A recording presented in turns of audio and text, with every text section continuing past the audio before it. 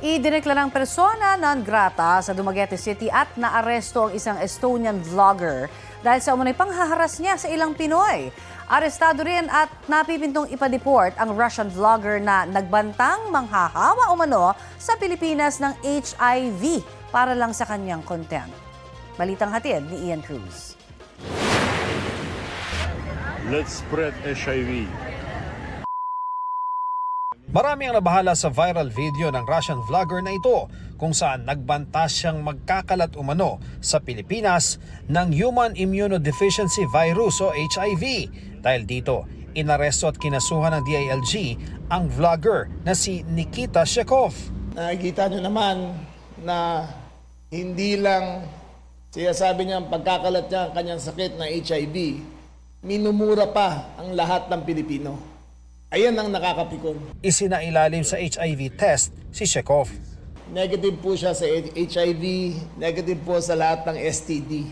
In other words, nagpapasikat lang, ginagamit ng mga Pilipino.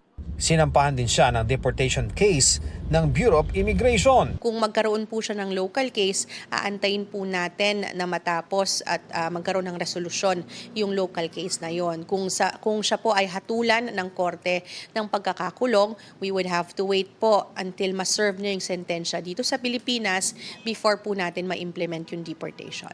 Hindi nagbigay ng pahayag si Shekov sa press con. Pero sa isang naunang pahayag, sinabi niyang hindi niya intensyong gumawa ng negatibong content para sa iba. Ginawa lang daw niya ang video dahil sa sinasabi raw ng ilang Pilipino sa kanya. Akala niya magiging meme ito at mag-a-attract lang ng atensyon gaya ng magiging reaksyon daw sa ganitong klaseng content kung ginawa ito sa Russia at Amerika. Pero hindi ganun ang naging pagtingin ng mga Pilipino.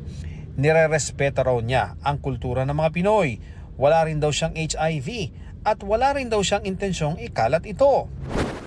Bukod kay Shekov, naaresto rin ang Estonian vlogger na si Sim Rosipu matapos ang mga reklamo ng offensive remarks at harassment dahil sa pagkuha umano niya ng video sa mga Pilipino nang walang pahintulot.